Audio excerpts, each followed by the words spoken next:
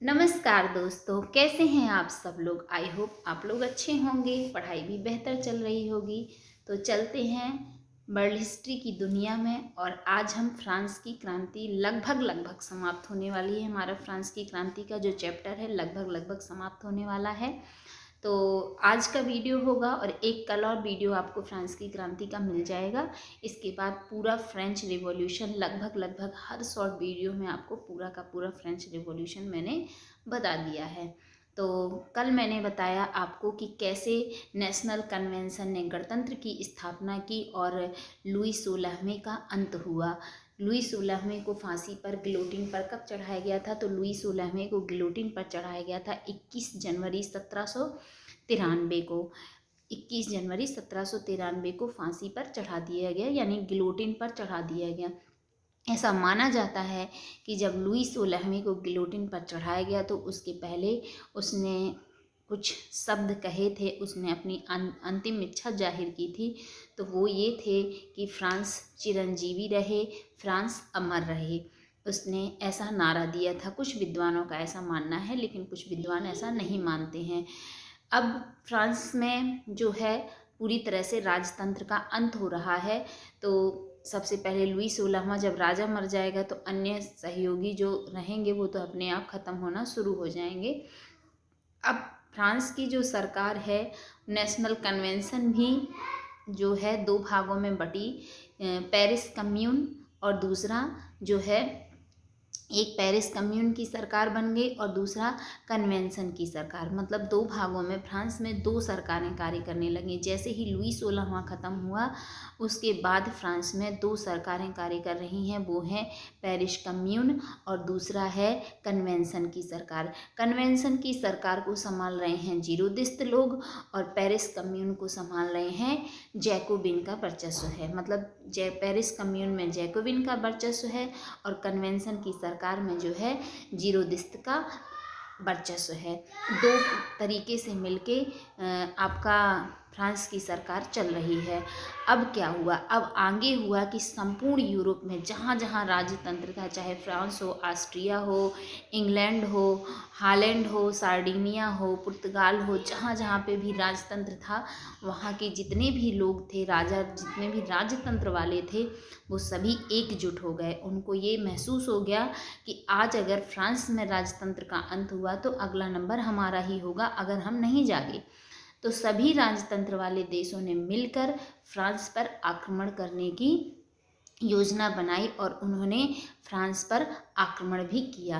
प्रारंभ में तो फ्रांस हारा, क्योंकि इतने सारे देश मिलकर जब फ्रांस पर इकट्ठा आक्रमण करेंगे तो प्रारंभ में फ्रांस की पराजय हुई। कुछ हिस्सों तक फ्रांस पराजित होने लगा।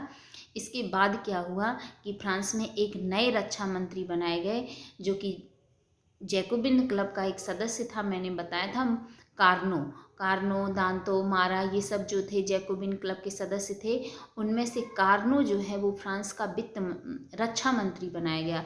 और ये रक्षा मंत्री जैसे ही बना तो इसने 7.5 लाख की सेना इकट्ठी की। फ्रांस में कितनी सेना इकट्ठी की? 7.5 लाख की सेना इकट्ठी की।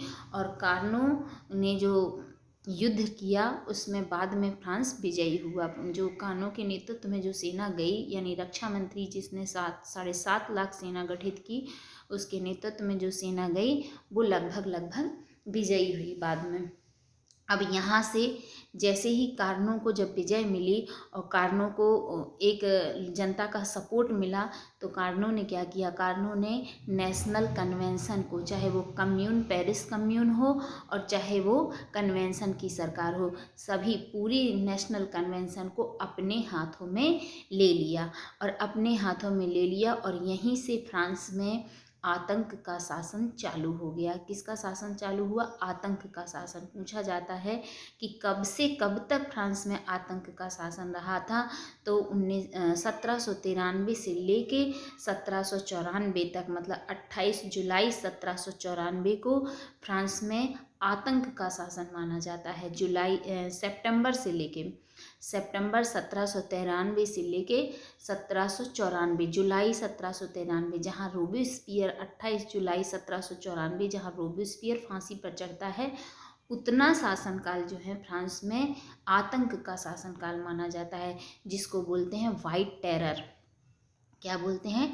वाइट टेरर, या फिर Ryzen of terror. Ryzen of terror भी लिख के आ जाता है, या वाइट टेरर कब से कब तक फ्रांस में रहा था। यानी इस पीरियड में, इस 1 साल के दौरान इतनी ज़्यादा हत्याएं हुई फ्रांस में, जो कि फ्रांस के इतिहास में इतनी ज़्यादा हत्याएं कभी नहीं हुई थी। सबसे पहले कार्नो ने क्या किया कि जीरोदिस्त का पूरी तरह से दमन करना शुरू कर दिया, पूरे जीरोदिस्तों को ख़त्म कर दिया उसने। अब सरकार चलाने के लिए 3 प्रकार की समितियां बनाई गई। एक सामान्य समिति बनाई गई, एक सामान्य सुरक्षा समिति बनी, एक जनता की सुरक्षा समिति बनी, और तीसरा बना क्रांतिकारी न्यायाधिकरण। क्या बना? 3 प्रकार की, फ्रांस का शासन चलाने के लिए 3 प्रकार की समितियां बनाई गई। एक जनता की सुरक्षा समिति, दूसरा सामान्य सुरक्षा समिति, और तीसरा क्रांतिकारी न्यायाधिकरण। तो जो सामान्य सुरक्षा समिति थी उसका काम था जनता की सामान्य सुरक्षा समिति तो एक प्रकार का पुलिस बल था जिसमें 22 सदस्य थे। और सामान्य सुरक्षा समिति, इसके बाद जनता का सुरक्षा समिति जो थी वो प्रशासनिक, जितने भी प्रशासनिक कार्य थे वो जनता की सुरक्षा समिति देखती थी। अब जनता की सुरक्षा समिति में मुख्य सदस्य थे रोबोस्पियर था, कार्नो था आपका, और आपका दांतो था, सेंट जस्ट था। ये लोग जो हैं प्रशासनिक कार्य, जितने भी फ्रांस में प्रशासनिक कार्य देखने थे ये जनता की सुरक्षा समिति के द्वारा देखे जाते थे। यानी कि फ्रांस का शासन अब 3 प्रकार की समितियां चला रही थी। अब आगे क्या होता है? आगे मैरी एंटोनेट की हत्या होगी, मारा की हत्या होगी, इसके बाद